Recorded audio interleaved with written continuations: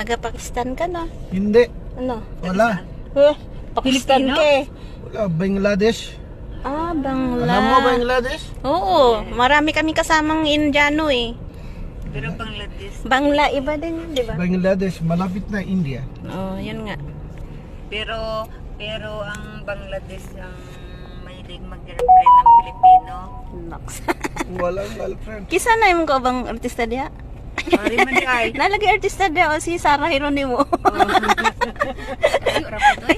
Nalagay si Sarah diya. Bisaya mo to si Sarah.